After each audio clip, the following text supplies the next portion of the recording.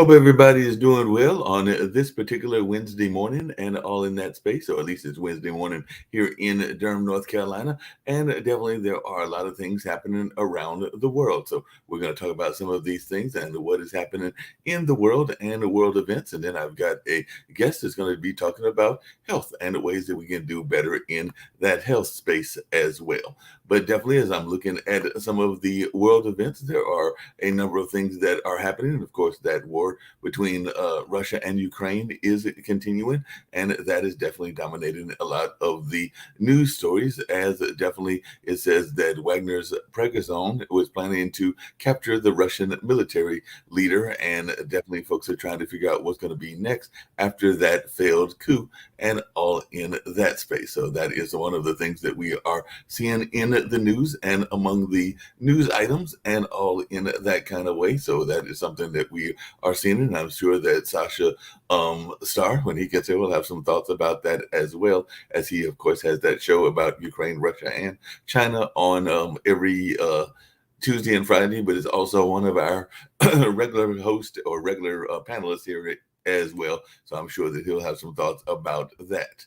And of course, the Muslims around the country are continuing their Hajj pilgrimage, and they are braving intense heat doing this particular pilgrimage. And of course, this is after the era post-pandemic, so there are millions of folks that are gathering, and apparently more than 2 million Muslims are gathering in that part of the world for this part of their religious activities that they do on a annual basis. And I'm sure a number of folks have been wanting to make that trip for a number of years, but the pandemic got in the way. So we are definitely going to be seeing a lot of folks going on that journey during this particular time of the calendar, which is very important for those that are practicing members of the Muslim faith. And if you're wondering about some other world news, over there in Sierra Leone, Julius Maada Bio has been reelected for a second term. So he is won. And of course, there is always, as is a case in a lot of political lanes, whether it's in the United States or other parts of the world, the opposition is crying foul. So we'll see how that plays out and what goes on in that regards. And in another part of the world, French police officers are being investigated after a teenager was shot dead in a Paris suburb, and violence is breaking out after video shows the Paris traffic stop turning fatal. So I'm sure that there will be a lot of folks paying attention to that, and who knows whether there were cameras on that particular police officer in that particular part of the world or not. But we're going to find out in the days to come. And of course, I'm sure there will be some protests in that area as well as protests in the world. And we'll see how that plays out in that part of the world, because we do know that that is what led to some of the things even here in the United States, like the Black Lives Matter movement and other things in that space. And there are still folks that are concerned whether police are using too much lethal force in various parts of the world, whether that's here or whether that's in Paris, France, whether that's in England, or whether that's in a number of other places that do exist.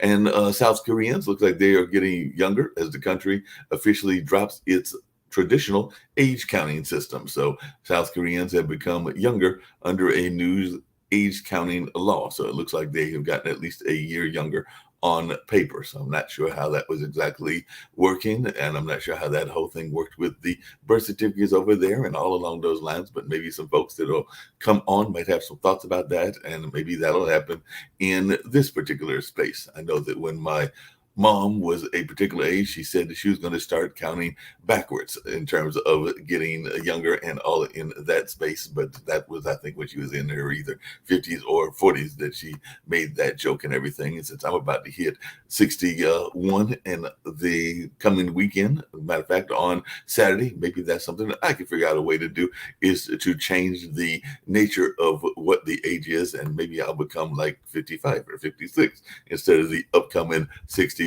But maybe at least got some thoughts around that as well. And I know our guest does, because he talks about some of the ways that we can be healthier even when we go into medical situations and all along those lines. And of course, we still have news about the Canadian fires and its impact on the U.S., because apparently I think 20 of the 50 states are suffering from poor quality because of the nature of what is going on there with those Canadian wildfires. So that is something else that is going on in the news. And of course, the World Economics Forum Summer Davos is taking place, and Premier Li Qiang, the Chinese premier, is playing up China's economic prospects, and he is saying that the West is sowing division. So we're going to see if folks have to say things about that as well. And apparently, a Guatemalan presidential contender is pitching closer China ties. So apparently, that is one of the things that he is doing as he is running off in this race and everything. So Bernardo Arvielo, Guatemala's electoral surprise, is making corruption fight his top priority, and he's also voicing goodwill toward the Chinese. So we were talking about that on some other shows about the nature of Chinese influence on world politics, and that is one that is literally right in our backyard and all in that space. So that is some of the things that I am seeing in the news. And among the news items, definitely there are other things even taking place in the U.S. and the national scene. So apparently over there in Texas, there is a new Texas law that takes away water breaks amidst an ongoing heat wave. So that is something that I'm sure a lot of folks are not going to be too pleased with. And of course, there is even a talk of something called Bidenomics, because that is something that apparently President Biden has rolled out as well. So we're going to see what folks think about this. It seems like a lot of it has to do with technology and the impact of technology and in that space. But we're going to see what goes on in there. And the Supreme Court rejects a novel legislative theory, but leaves a door open for the 2024 election. And that is something's going on. So apparently they rejected the independent state legislature theory, and the Supreme Court limited state powers over federal elections. And we do have one of our regular panelists who is a candidate for U.S. president. So we're going to see if he's got some thoughts about that. So that is going to be interesting as well. And apparently people are looking at solar power. And that's also very interesting, as that brutal heat wave is expected to spread across the South. Not something I'm looking forward to, because like I said, regularly around the 4th of July and definitely around my birthday, I do the Eno Festival. And I know that sometimes that has been blisteringly hot, like around 100 degrees, and it might be that way again on this particular weekend. But hopefully maybe there'll be a cool breeze or something that can calm it down and all in that space. And it looks like there were some New York City primaries that were going on, including one in Rochester. And like I said, Lee may have some thoughts about that as well. But looks like most incumbents cruised in their victory. But a gentleman named Yusef Salam apparently stole the show. And I'm going to be curious to see what it was about his candidacy that stole the show. But we're going to find out in that case. And last but not least, it looks like an ex-police chief over there in the Maryland area was sentenced to multiple life terms in Maryland revenge arson case. So he was a former Maryland police chief, and he was sentenced to life in prison over some arson cases. So we're going to get ready to get into some other items that are going on. And of course, I'm going to bring in my special guest and find out about health and all in that way, and see some of the things that he's got to tell me and what's going on in that kind of space. So how you doing, Mr. Muslow? Glad to have you here and with me and everything. You have written an amazing book. I've also found out that you are also in that musical lane as well. I did know that from some of the things that were going on. And you don't know this about me, but my folks actually started a radio station when I was a youngster. So I definitely have a love of jazz, a love of blues, and a love of other forms of musical formats, because they started that with no background in media at all, but they were frustrated that they were not hearing enough jazz and enough blues in our mainstream media, and they were also frustrated that they weren't hearing enough minority voices. So they created their own that lasted for about, I'd say, roughly 11 or 12 years, and the call letters still exist. And I think, if I remember correctly, Wesleyan, which is a college here in the North Carolina area, owns the call letters and definitely owns the number that was 90.9, which was my parents' radio station. But definitely, I know that you got this book called Get Well Sooner: 12 That's Powerful Proven Ways to Speed and Improve Your Recovery from Illness or Surgery. And, health has become very big, both because of the pandemic, but also a lot of folks are going to the hospital. I understand that nearly half of the population, around 133 million people, suffer from a chronic condition or serious illness of one sort or another.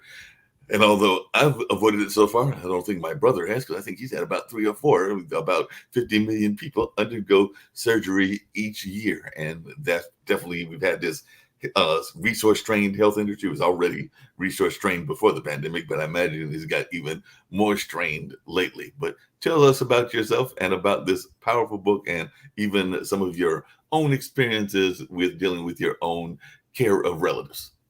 I sure will. Thanks. Well, first of all, the book had this genesis back in 1998. My dad, who was 74, was diagnosed with stage 4 lymphoma, and he was given about a 25% survival prognosis, which I did not like.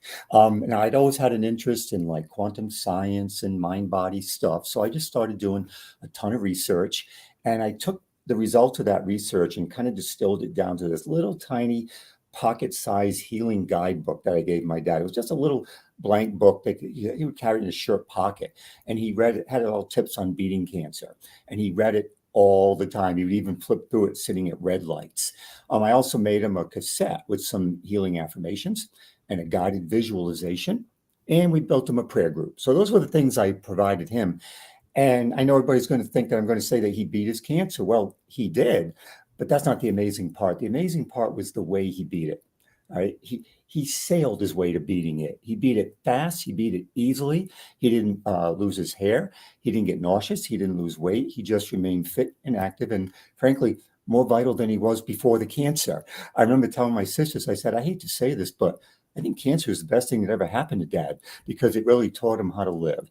So anyway, I was so bolstered by that I just started offering these materials to anybody I knew who was having, illnesses or surgeries.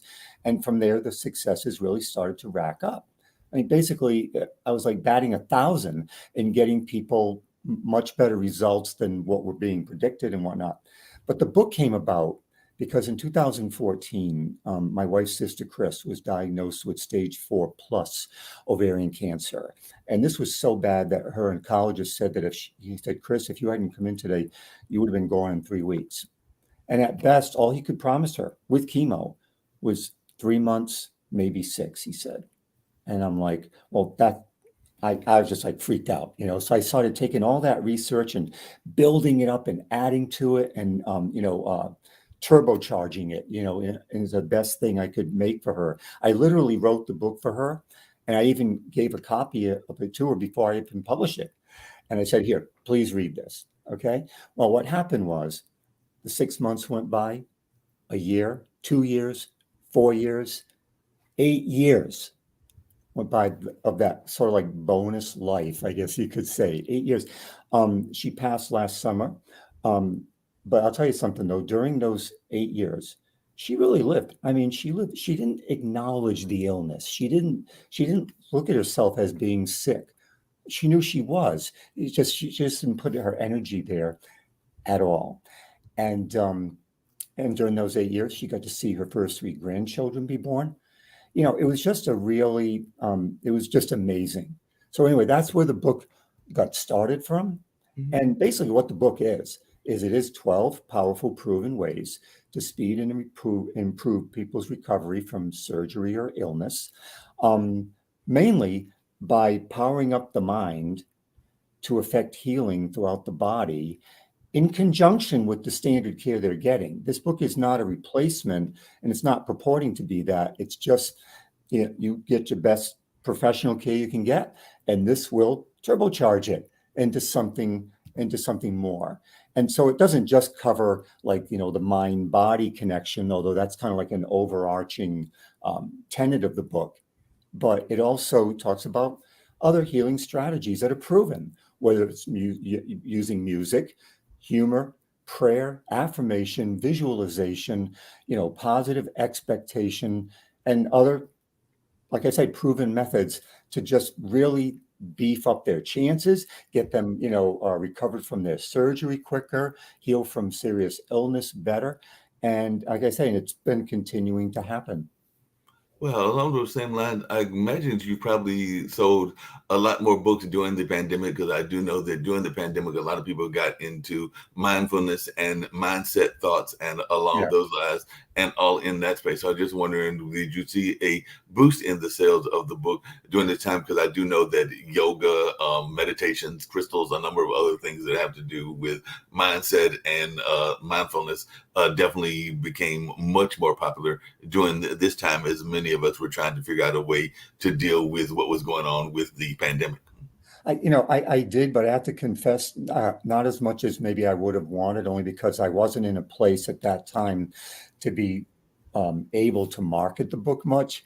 But yeah, that definitely happened, and because yeah, the mind body connection, that is, like I say, the overarching theme of the book, um, was yeah, it's the biggest component, and it's just, I think the thing about the mind body connection is that it's much, much stronger and capable of helping us than people realize, because it doesn't, thinking the best thoughts about your physical condition, your physiological condition, doesn't just, our thinking doesn't just affect the body, and it doesn't just control the body, but to an unbelievable degree, it literally creates the body. And the reason for that, very brief little mini science little lesson here, is that the 40 trillion cells that make up our body, okay, are made of atoms. And we know from Einstein that atoms are made of nothing but energy, okay? However, years after Einstein did that, quantum scientists got in on the act, and they did this thing that became known as the famous double slit experiment. And what it basically proved is that, okay, if everything, including our bodies, are made of energy, what exactly is energy? Like, what is energy made out of? And you got to really open up your mind nice and wide for this, because it's just so mind-boggling. Is that energy is made of intelligence, awareness, consciousness, and thought. So the thoughts that we send into our body on a regular basis, whether they're good or bad, really create that body. It's like the placebo effect, right? I give you a sugar pill and convince you it's a powerful pain medicine, and generally that's what it brings about, is the same result as the pain medicine. But it's not the medicine that did it, because it wasn't medicine, it was a tic tac. All right, but it brings about those changes because you thought it. Actually, Deepak Chopra talked about in one of his works on quantum healing how a person with multiple personality disorder, if they have, let's say, an allergy to orange juice, and they break out in hives when they drink it, but then the next day they wake up in another personality and they can drink all the orange juice they want. Yeah, that allergy is not there because that person doesn't know that they had a problem, and therefore their body responds in kind. Even somebody with non-insulin dependent diabetes who has to take a drug to maintain their blood sugar levels, they wake up in another personality, and now they don't have to take that drug because now their pancreas is functioning normally. So the mind-body connection is just huge. But I guess I could say I'm kind of living proof of it. Okay. I didn't see a doctor from age 17 to 42. And I only started going because my family kind of hassled me to. But I mean, I don't get sick, as in ever. I had one lackluster bout of flu in 2005 that lasted about 36 hours, and that's it. No conditions, no surgeries, no hospitalizations, no illnesses, nothing, you know? How much of that is mindset, and how much can you just physically cure yourself by using your own mind power and everything? Because as you were saying that, I was actually thinking about a very close acquaintance of mine, and they used to have a church at one of the cultural arts centers that I work at, and he said something similar. I think that he is probably in his 50s or 60s at this particular age, and I remember that Mr. Bynum also talked about never ever having been ill, but I know he also tries to talk about what he put into his body in terms of his health and his mindset and a number of other things. So how much of that was a factor in your life as well? So how much were you able to deal with this and deal with it because of basically that mindset ability? Yeah, well, I mean, I could say to people that, I do eat really well, and I've always exercised my entire adult life, but so have my siblings, but people would say that it's genetics, but actually, my parents and four siblings have had more than their share of medical misadventure. So it really isn't genetics. And it's not, people say, well, you've been lucky. And I'm like, lucky for 64 years straight? Seriously? And no, it's because, like I said, I'm just convinced that I don't get sick ever. And that's going to continue. And I'm convinced of that. I also just kind of see my body as perfect. So, um, and I do that because I remember reading about the greats in all fields and how they don't operate the way everybody else does. They don't see things the way they are. They're always looking at things the way they want them to be, you know? And when somebody's sick, this is no time to be realistic. They got to view the body they want and they got to keep their focus there. It's not that they're denying the illness. Like my sister-in-law didn't deny that she had cancer. She just didn't act the part. That's not what she did at all. And so you don't deny the illness. You just choose to put your attention somewhere else. Okay. And on the healed body that you want. That's what you focus on. No, that makes a lot of sense and everything. One of the other things I was curious about was, and I'm going to bring in Lee Newton Rhodes very shortly as well, one of our regular panelists and all along those lines. But one of the things I was curious about was you also wrote a book about your dealings in music, and you are also a musician of note yourself. You have worked with a lot of great musicians, and I understand that you learned a lot from some of these masters. So you wrote a book about that. So I was wondering, in terms of that mindset, was there commonality that you learned from both of these things, in the sense of the musical people that you talk to? And I see that Dr. Starr has joined us, and he has some musical background too, if I'm remembering correctly, and all along those lines. But I was just wondering how much of the lessons you learned from this healing book did you also learn from your conversations with the music masters and the previous book that you had written, or one of the previous books you had written? Well, I guess I could say the main lesson that I learned was exactly that, though, that your success is not a question of chance, that you've got to just focus on what you want. So I would always, let's say, with big performances, I would just kind of close my eyes beforehand and just picture a perfect performance. Expectation theory, with, I guess you could say, the big lesson that you're going to get the gig that you expect, not the one that you hope for. And I'm going to likewise get the body that I expect to have, not not the one that I want, but the one that I expect. It's huge. I mean, even Sam Walton of Walmart fame to say, like, expectation is everything. So anyway, I would see these great musicians, and it's just like, man, I'm going to rock this. I'm going to kill this performance tonight. And they had no proof of that, of course, but that's the reality they want to bring to them. So I guess you could say that my music experience, more than anything else, was a great lesson in the law of attraction and just keeping my thoughts where I want. Even Einstein knew about the law of attraction. He used to call it spooky stuff, but that it was a real universal law. That what we think about the most is what we bring about. So whether it is a successful performance, I mean, I would talk myself into a bad show. I'm like, oh, thinking of everything that could go wrong, or I didn't practice enough, and then just create that doomsday scenario. And I see people doing that with their bodies. They're always expecting, like, oh, my age is going to catch up to me and all that. And you know what? Even that's an illusion, because there isn't a cell in your body that's more than 7 years old, right? Every single cell in our body is something that we've eaten during the past 7 years. So in a sense, age is just something that, is partly just because we expect it, and some people expect it more than others. I saw a woman who was 96 doing this incredible parallel bars routine, with the dismount and the whole bit. I'm like, oh my God, she ain't 96 except on the calendar, and on her birth certificate. But they'll just age themselves into an earlier grave or whatever, because they don't really realize that they are, in fact, 7 years old. But our cells don't always reproduce precisely. And the lack of perfection in the copying process is what basically ages us. However, your thinking has incredible control over the fact that, yeah, the 2 million cells that your body creates every second, okay, are partly going to reproduce themselves in accordance with the way you think about things. Wow, amazing.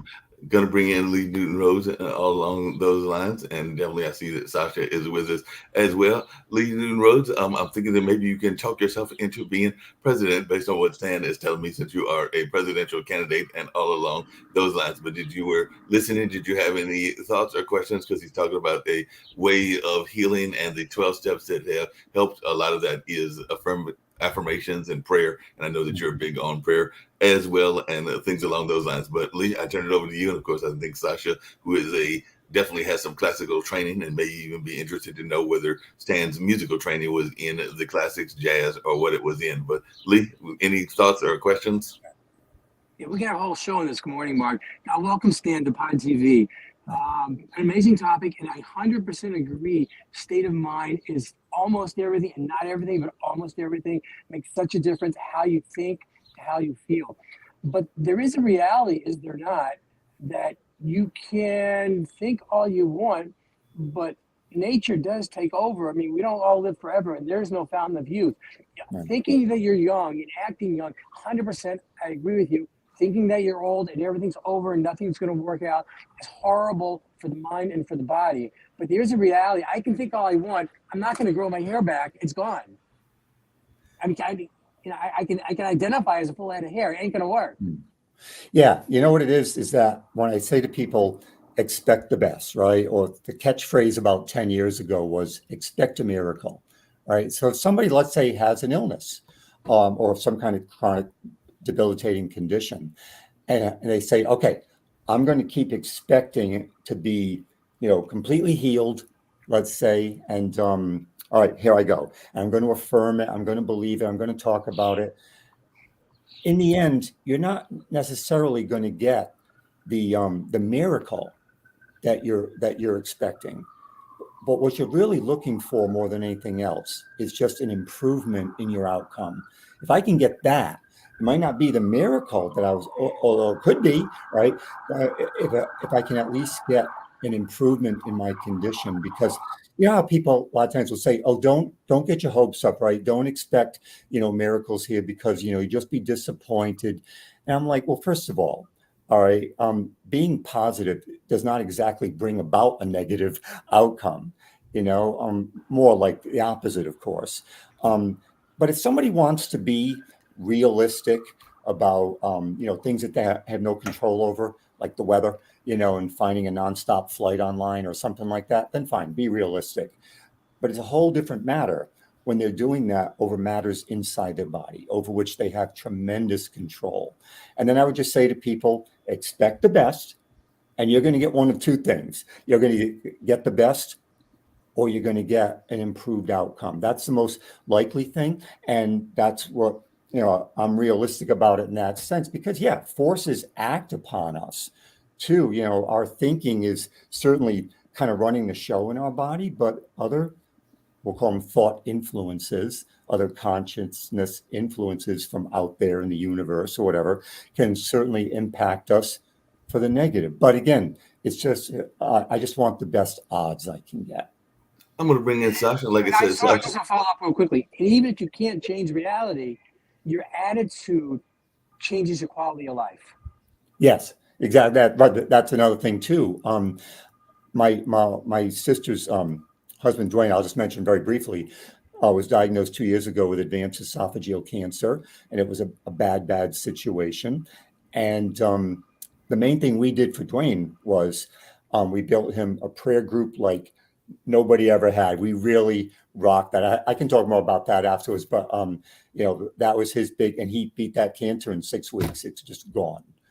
So now, I'm going to bring in Sasha. Like I said, Sasha does have a musical background as well, and I would love to hear a little bit about your own musical background, because I'm not sure whether it was classically trained or whether it was jazz trained. I do know that you were trained at Berkeley and all along those lines. So please share a little bit about your musical background in addition to the things that you're doing in the health space, because I'm sure that Sasha will be interested in that, and he'll probably ask you at some point whether you play the game of chess, because he is a master chess player and all along those lines.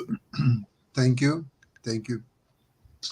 Tell me, from your point of view, what's a major difference of impact on human beings between jazz music and classical music? Well, one of the chapters in my book is about music and healing, because it's been around for millennia. In fact, the Chinese character for medicine actually contains the character for music. And starting with Hippocrates, would treat his patients with music. Native Americans did it. And then in recent decades, science has gotten in on the act by basically proving them right. But yeah, there is a difference because, well, for one thing, I'll talk about classical.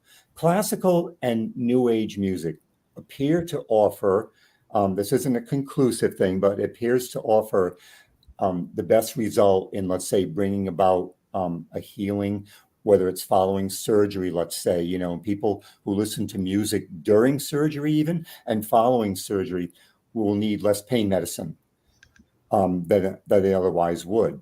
But the reason classical and New Age, which is basically classical music just of modern era, the reason they seem to offer the best result is because, for one thing, classical music is very it's very soothing, it's calming, it's relaxing, which is always a good thing. And when those vibrations hit you, they don't just get processed by your auditory receptors. Music is vibrational energy, and so are we. And so that when the energies just merge in a kind of in an energetic quantum way, that has an impact too. But imagine these vibrations going into your body that were created by these masters, right? And the music is calming and soothing. It's also kind of cerebral, which stimulates a lot more brain activity. And it's it's grand, and it's beautiful, and it's kind of like a large thing.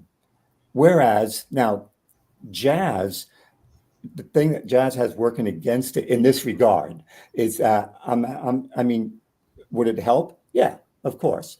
But because it's more raucous, for one thing, and it is sort of less structured, I mean, that's a good thing in an artistic sense. But if you're talking about medicine, then yeah, the evidence seems to suggest that really jazz and rock and things of that nature are probably not really the best options. I would make a big exception to that, though. If somebody, let's say, had some songs that are the loves of their life, listen to them, while you're trying to recover, maybe throw in some of the other stuff too, the classical or whatever, but definitely listen to the music of your life. So, yeah.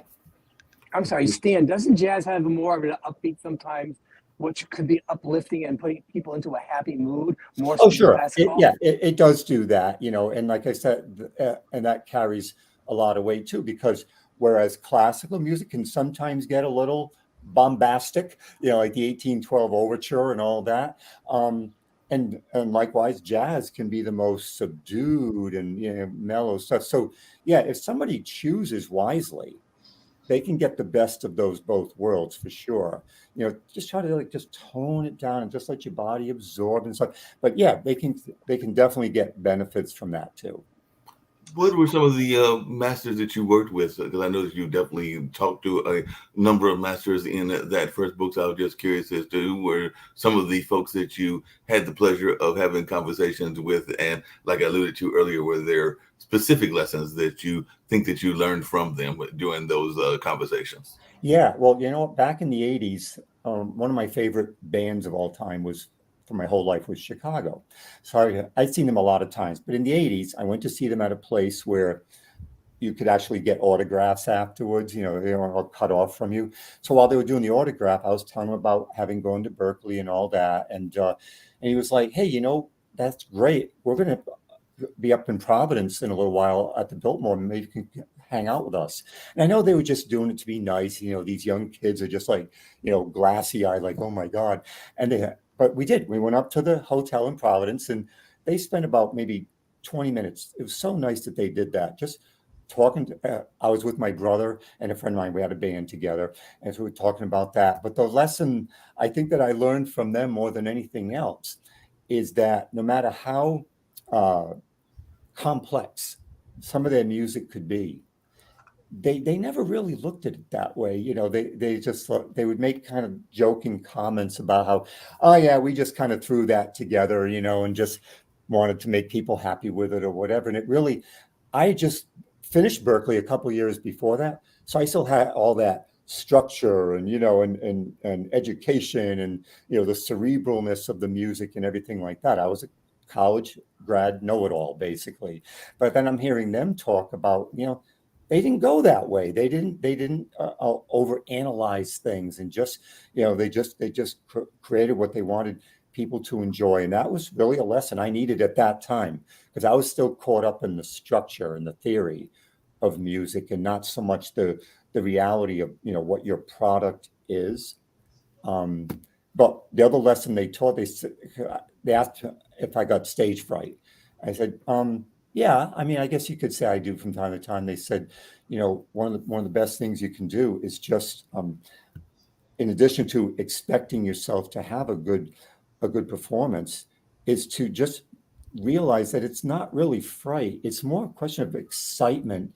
Excitement and fright are the same physical sensation. It's just one has a dark label and one has a positive label. But they said, just think about the audience, and before you go on each night, just say, I love my audience. And that's kind of an old trick that a lot of performers, not just musicians, in past years would say, I love my audience. And why shouldn't I? Look at what they do for me. They let me earn my living in such an agreeable way. They're giving up their time and money to come hear me do stuff. Why wouldn't I love them? And, the audience just so reads that, love dissolves fear anyway. So I would feel better. And they would pick up on it. Hey, he's really playing for us. And I totally had that experience once I started doing them. Like, it was like a night and day, like boom. So yeah, but that was all thanks to Chicago. Sounds great and everything. Just really curious, and along those lines, one of the things that I have noticed is that a lot of folks are concerned that we are not teaching enough of the arts in our schools, because art and music can definitely help in the development of critical thinking. But I was just wondering your own thoughts about that. Is that something that our education system needs to do more of? Is including the arts in their teaching, and could that help with both the education and the mindset, in your opinion, Mr. Absolutely. Back in the late 80s, I think it was San Diego, one of the school districts, had always been like a top achiever type of a district. All of a sudden, that stuff just started going south really fast. And it was so striking and so upsetting. They were bringing in everybody, help us. What are we doing wrong here? And so scientists get on it. They couldn't figure it out. And finally, one of them said, hey, it says here that you removed music from your programs. Oh, yeah, we had budget cuts and all that, so we got rid of the music. Yeah, try putting it back. So they put it back, and then the scores started to go up again. So that started that whole branch of subscience, the Mozart effect, and the power of music in affecting the brain and all that. Because I tell my students this all the time. You play one song for about 3 minutes, and your brain processes more math in those 3 minutes than your friends do in a week. And yeah, it totally has a very strong impact, not just in making people happy and they can express themselves and be creative, but just in pure cognitive functioning. Music students get 36 points higher math scores, 22 points higher language scores, 14 points higher IQ scores. Those are all things that the science sought to prove, mostly through the 90s, but it continues even now. There's all kinds of data that attests to that, that it just so helps a lot. And in fact, some schools now are getting kind of smart.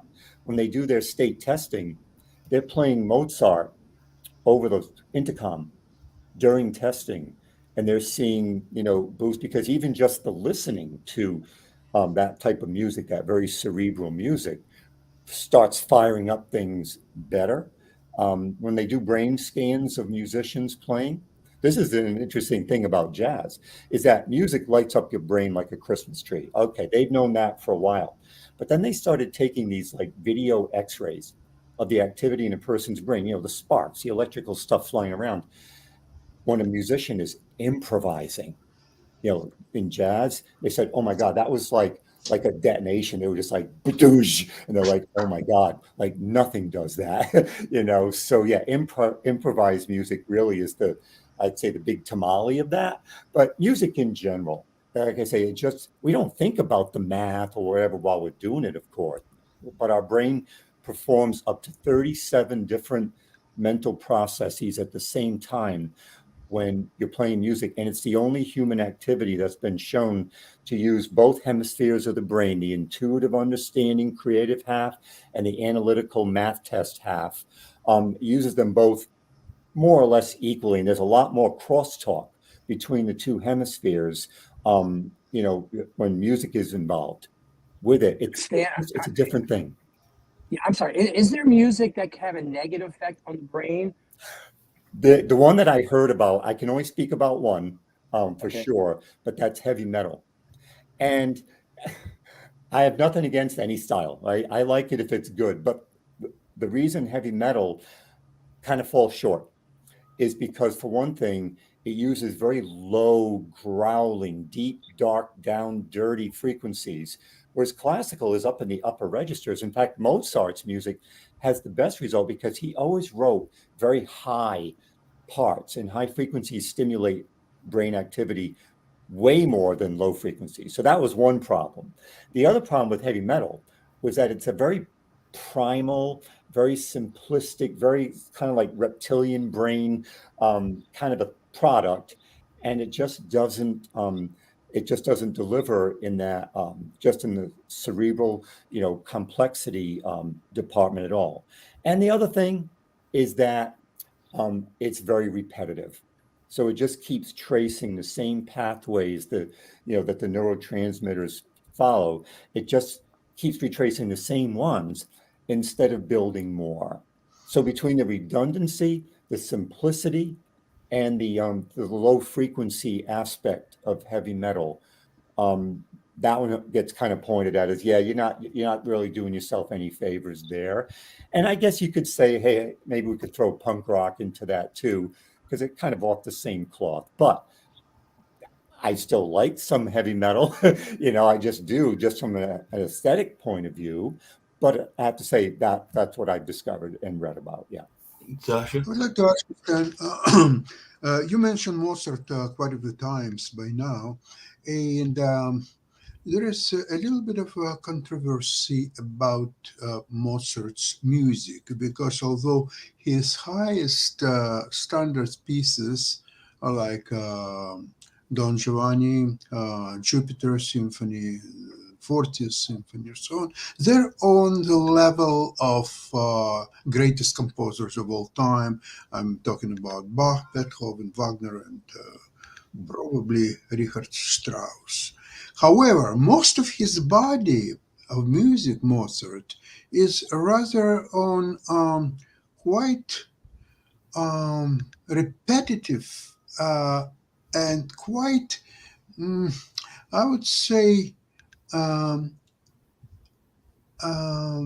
should be, well, can't find better word, but mediocre music, most of it. And that it's not just my thought. It's a great Glenn Gould is of exactly the same opinion, and many others. Yet Mozart's music is the most applied music in healing process, and many others.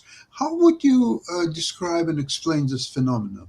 Okay, well, two things. First of all, when the scientists came up with the catchphrase, the Mozart effect, they based it on basically one thing. Well, two things. One is that Mozart's music is kind of boring a lot of times. It really is.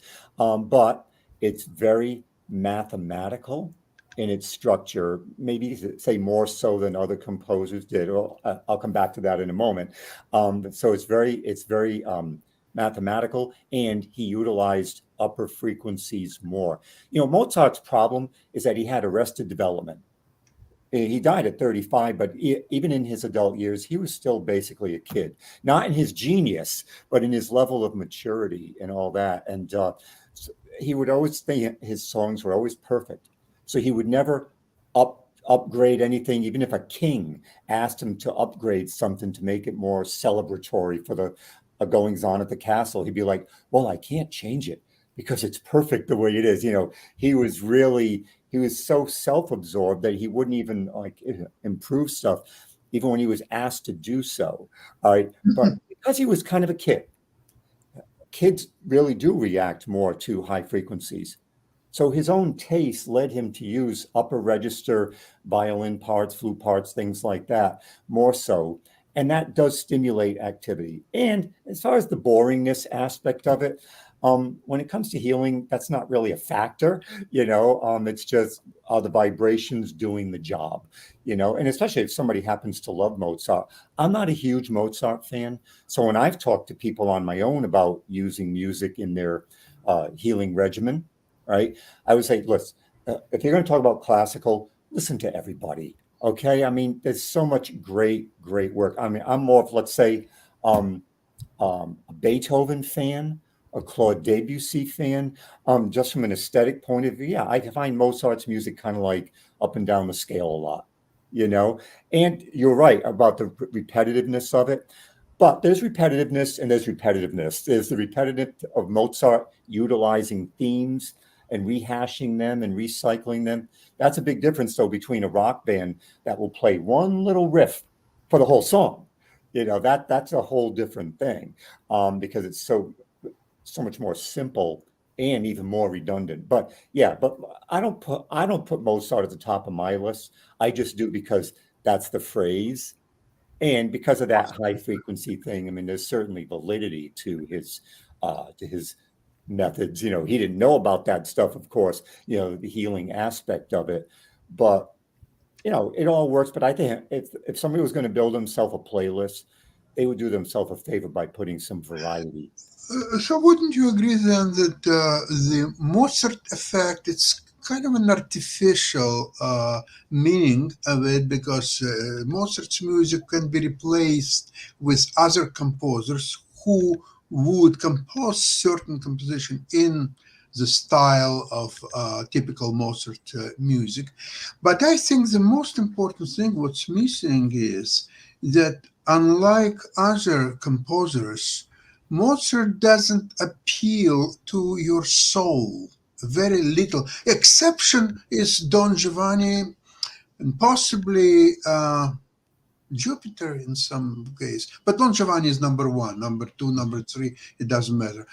However, if you take composers like Bach, let's start with Bach, because his music is so meaningful and it reaches your mind and your soul completely. You're absorbed in this music and you cannot think. This is why maybe Bach is not used for healing, because healing requires some kind of a mind. It's almost like ultrasound. Let's see, if you're going to somebody to get ultrasound, okay, it's healing, right? Musically, it's nothing, but it's healing. So in this case, Mozart, again, it's next to nothing to your brain or your soul, but it's healing. However, Bach's music, which is everything, it's not healing because it's so meaningful. You're so absorbed. So maybe you will heal, but there is no Mozart effect, definitely, by listening to Bach's music. If you take just the beginning, just the first few notes of St. Matthew Passion, can it heal you? I don't care, because I want to be absorbed and I want to listen to this music. There is something other effect of Bach which is not evident in any other composer, is that it provides in a certain, actually quite a few pieces, it provides you with the direct connection to God. I don't think anybody else has achieved. And I'll tell you, even I, who happened not to believe in God of any kind, and absolutely, to me, it's absolutely irrelevant entity, but listening to certain Bach pieces brings me to believe that that I even have my own theories that It's not. It's not the God invented people. I think it's people invented God. And Bach is one of the greatest inventors. And in his music, he almost proved. And I remember I was listening to a lesson, or a lecture, actually, I should say, by Muri Piraia.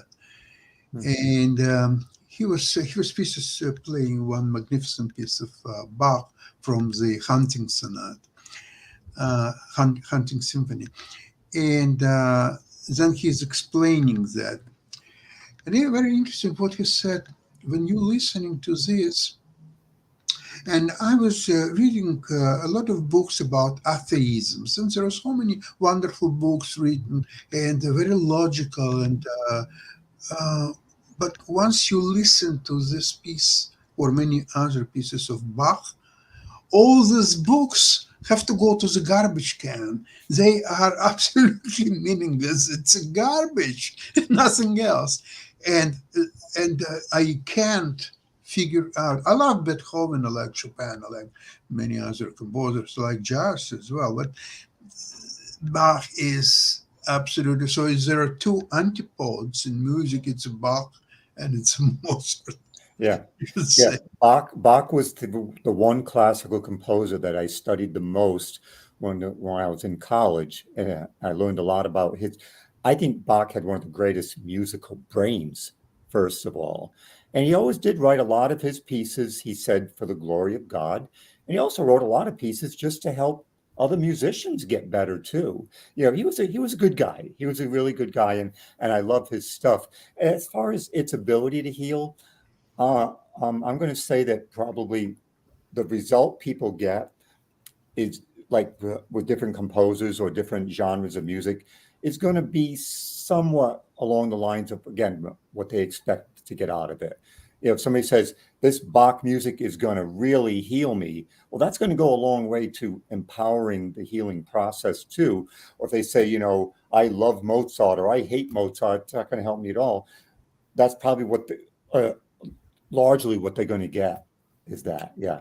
Yeah, along those same lines, I noticed that Lee is in a very nature background on this particular day and all in that space. And I've heard a lot of people say that when it comes to healing, nature is very important. And part of that appeal of nature is that you are out there and you hear, and maybe even Lee is hearing this right now, the sounds of the birds, the scatterings of the rabbits, and a number of other things in that space. So how much of that natural I'm music sorry, Mark. This is New York City. Go easy with the rabbits and the deer and stuff. Okay, well, so squirrels then, but definitely, what is the importance of the um, natural music that is out there? Because definitely, there's the music we were talking about, whether that's Mozart or um, Bach or Beethoven, or even the jazz legends like Coltrane and Mingus. But there is also nature that is creating music on a regular basis. So, from a healing standpoint, how important is that in your mind, Stan? Yeah, I never studied that phenomenon, but I totally agree with it. First of all, because I've felt it myself. You can be your spirit can be very buoyed by not just the beautiful sounds of nature, but also to know that you're part of it, that you're part of something larger than yourself. And one of the reasons that can be very healthful, not just healing, but healthful, is because well, the reason that depression is so huge now, we have about 1,000% higher depression rate than during the Great Depression. And they studied that a lot. And some of the great minds in the whole, psychology realm, and through a lot of decades of research, they said the reason that we're not as happy as we used to be as a society, he says two things. It's the exaltation of the self. We made ourselves more important than we maybe really are in our own mind, and the diminishment of the commons, where large institutions, and I'll include nature in that, became kind of belittled. It's all about me. It's not about my church. It's not about my government. It's not about my community, and it's not even about the natural world I inhabit. Kids nowadays a lot of them have really no connection to nature at all because they're indoors on a screen all the time, but when we know that we're part of larger things, including this incredible, 13 billion light year wide universe that we're part of, that goes a long way into, making us happy again. And one of the chapters in the book is all about, the power of a positive mind, not just a mind. So if I can get happy listening to birds, or frankly, looking at stars, hearing wind, ocean sounds. I love the sound of rain.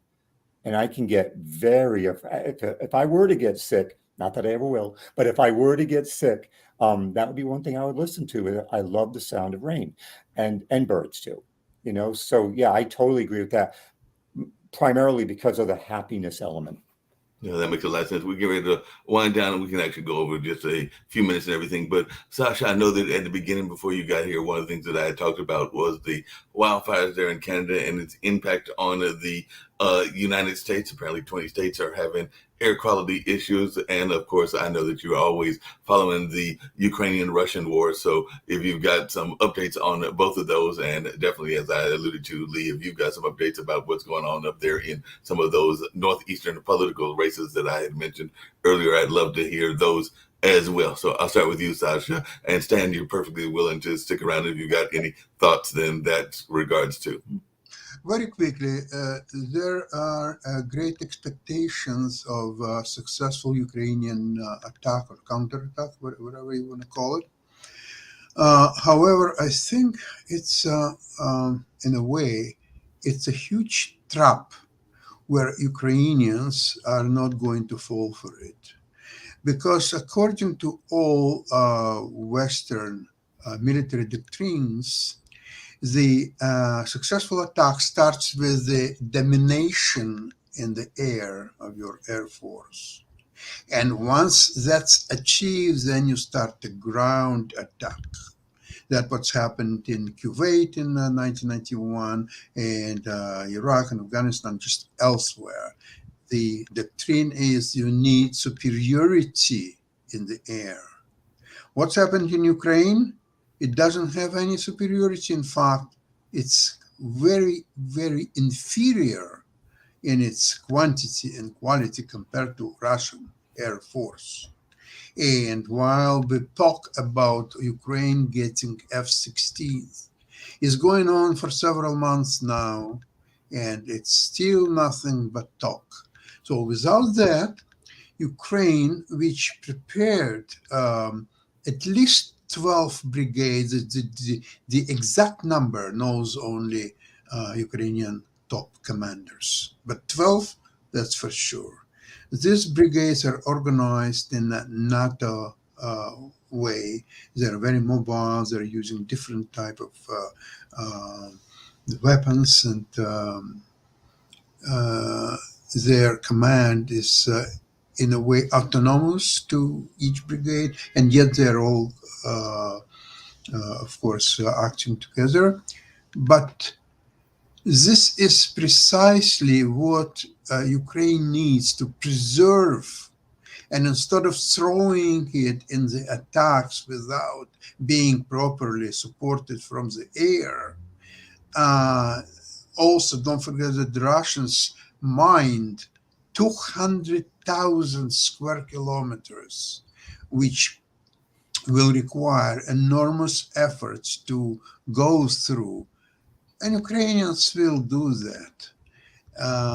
But the question is, why West and the United States in particularly allowing Ukrainians to go to such a high level of human sacrifices because there is some kind of bureaucratic decision not to give F-16s.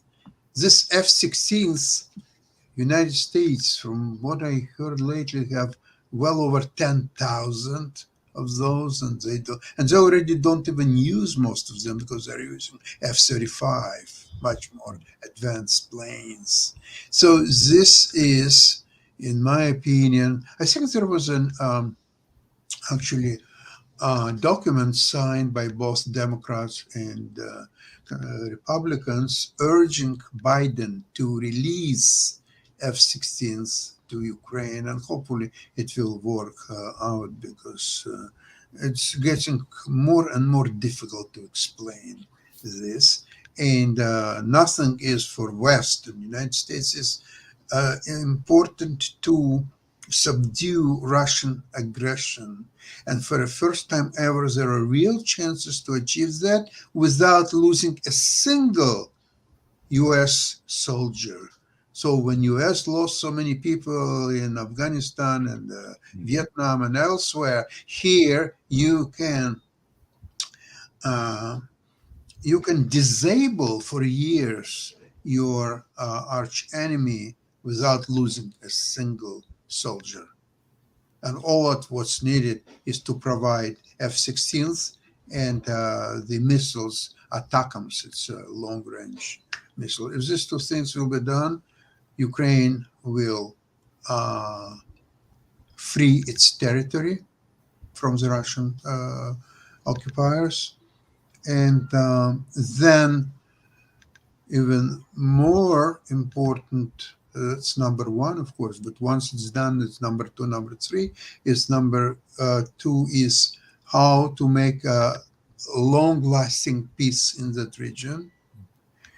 And number three, although the number two could be solved just by itself, because once Russia will lose all these Ukrainian territories, I think Putin regime will be gone and there will be something else instead. So that's number two. Number three is rebuilding Ukraine. And that requires enormous investments from the West, from US. However, at the same time, I would expect Ukraine will clean up their act. I'm talking about corruption. I'm talking about agents from Russian FSB who are still operating among the Ukrainian top commands. It's getting better, but it's too slow. So I think that, there will be an election in Ukraine on March 29 next year. And I think the next government will be able to clean it all up. Because right now, during the war, it's very difficult to make decision to fire this person and to get rid of another person and so on. But US provided President Zelensky with a list of 53 people who have to go. They don't ask to jail them or to shoot them or anything like that. They just have to go. And the name number one in that list is the head of the Zelensky's administration, Mr. Yermak. That's it. Has to be done. Appreciate it and everything. I had mentioned the climate. How is things going up there in New York in terms of the air quality and all? And do you have any thoughts as we're heading out the door shortly about the politics that are going on, whether that's Bidenomics, which apparently has been announced, that apparently is dealing with technology, and also those New York races. And then I'll let Stan close out with ways that he can be gotten in touch with and any thoughts that he may have about some of these world and other issues as well. But I turn it over to you, Lee. Yeah, Mark, what was that term you just used, Bidenomics? I don't see anyone wearing, these hats, Build Back Better, because that didn't go over too big. No one really likes the economics now, do they? When Trump was president, whether you liked him or not, you did see MAGA hats all over the place. There's no Build Back Better hats going around now. But the air quality in New York is fine. And finally, I think we got a pool day, a beach day today. Oh, good. So y'all gonna hit the beat and all along those lines. So it'll be interesting to see. Just one comment to Stan. We spoke a lot about music at the beginning of the show. You mentioned but we didn't dwell on it on the importance of comedy and humor in life. Right. I think that cannot be understated. How important that is, in general, especially to the infirmed. Yeah. Healing is right up there with music.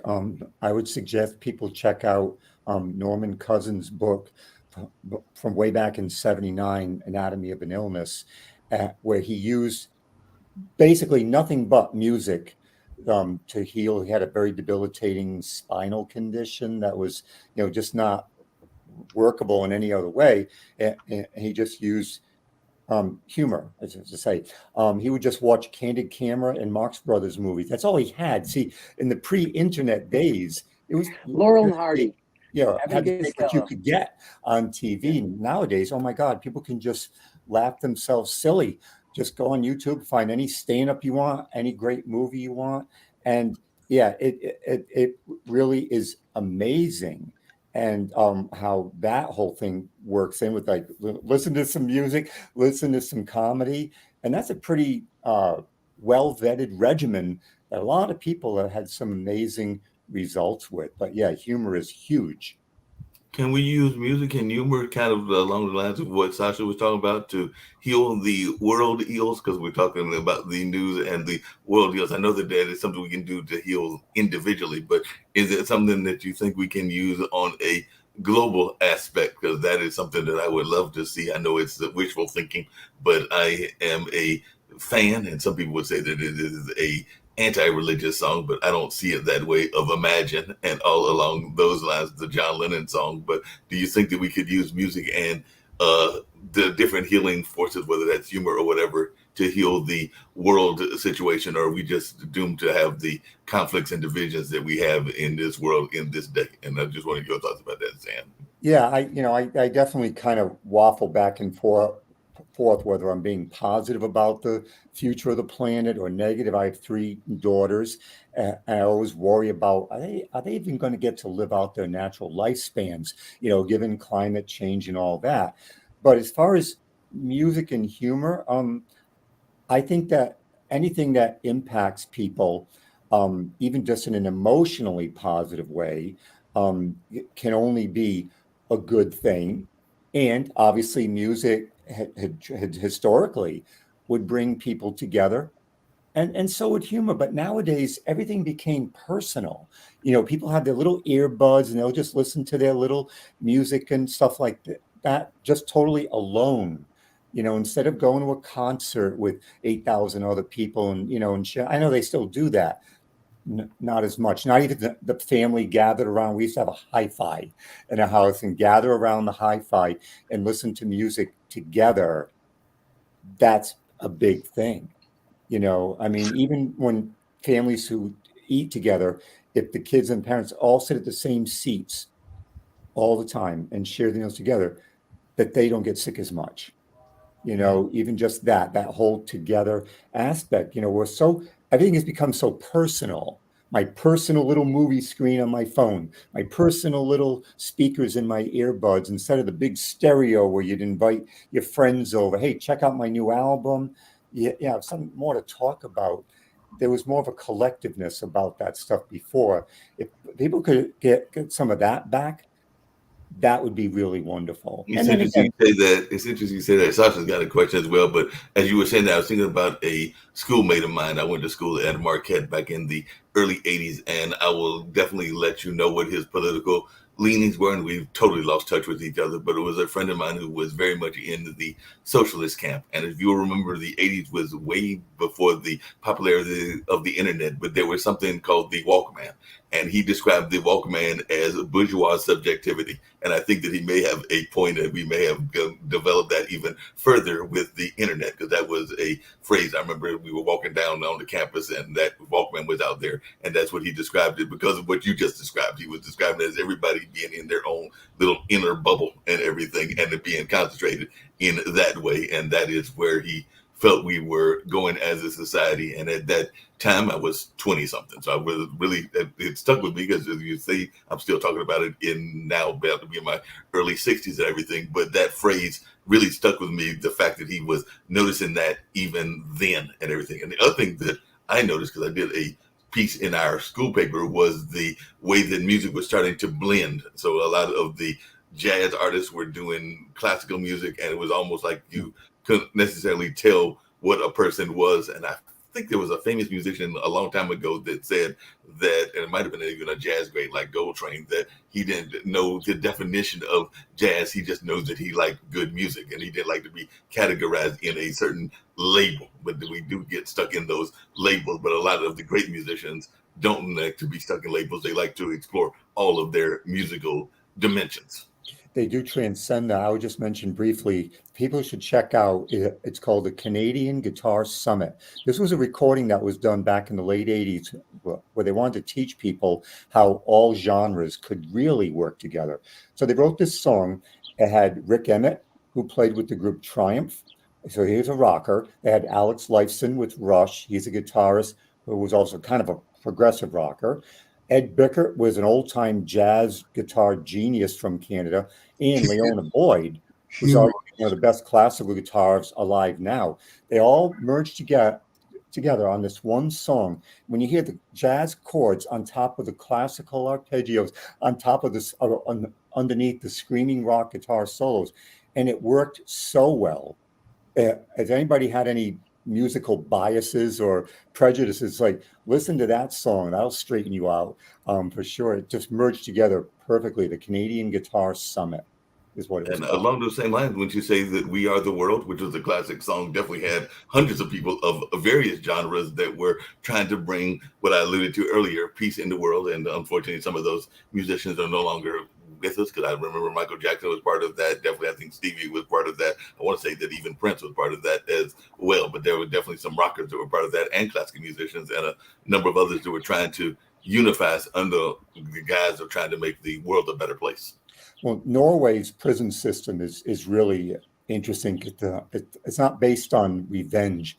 It's based on rehabilitation. And they have a 20% recidivism rate, whereas ours is 80% of people who are imprisoned will go back to prison after they get out. In Norway, it's only 20%. And anyway, they use "We Are the World." They recorded their own version of it, but the same exact song as like a welcome video for prisoners entering the prison. They play that video for them because it creates peace even within an individual. And they're not trying to beat up these prisoners. They're trying to make them good, and that was one thing that they do as their welcome video. "We Are the World." It was the guards are doing it. The guards are doing the video. They're singing on it, and it's very well produced. And that's a prison welcome video, really? We can't identify with that, but it works for them. Yeah, definitely. Sasha, you had a quick thought, and then I'm going to give Stan to give how he can be contacted, but I did see you raise your hand there. Okay, I would like to mention that that song, "We Are the World," is indeed exceptional musical composition, and mainly, first of all, the quality of the material, and then the available personnel to perform, which were probably the top artists of that time. And this is absolutely phenomenal. It's one of a kind, I think, situation. Um, and I would like to remind, by the way, that the musical anthem of the European Union is Beethoven Ode to the Joy from his Ninth Symphony. Mhm. It's a marquee, and actually not only in the European Union. It's been used actually in some world soccer competitions, um, which is also exceptional. Meaning of that music, the power that exudes, is again one of the exceptional situations.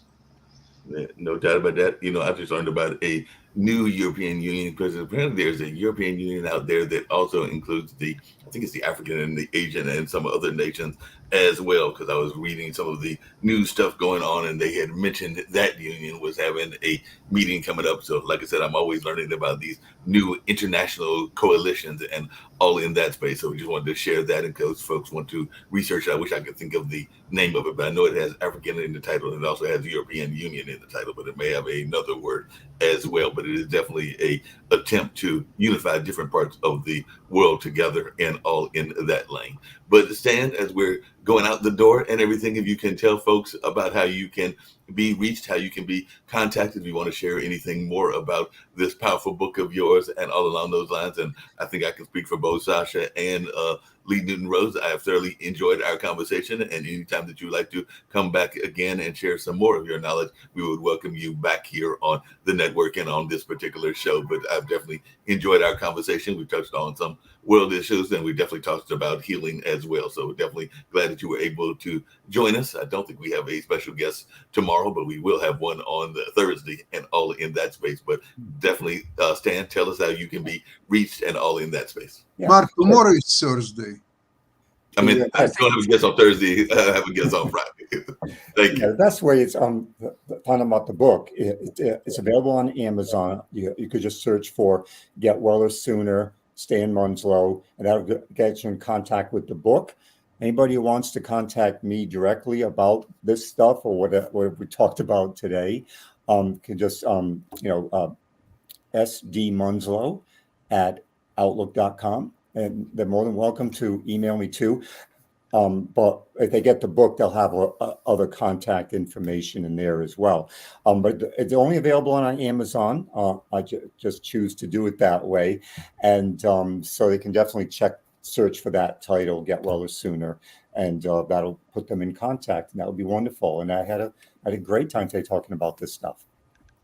Great. Well, we look forward to seeing you back on later on. We do have Modern Investment coming our way at 1 o'clock. My folks seem to be ducking and dodging, so maybe they'll show up next week. So I have not been able to track them down. So you won't be seeing them this evening, Sasha, just to give you a heads up. But they will be hopefully there on next week. But it is the 4th of July weekend, so I'm going to give them a little bit of leeway and all in that space. But I am going to make sure that you have your chance to have the conversation with the crypto folks in the near future. So I have not given up on that. I'm even going on Clubhouse and finding the same non-friends that are supporters of that particular industry. So I'm gonna make sure that you have your debate sometime in July, whether I've got to dig them up like I found Stan on our TIR or find them on some other sources as well. So we're gonna give you your debate sometime in July, one way or the other. Awesome. Stan, it was a pleasure meeting you. Pleasure. My You too, pleasure. guys. Thank you very Great much. fun. Thank you very much. Yep. Bye.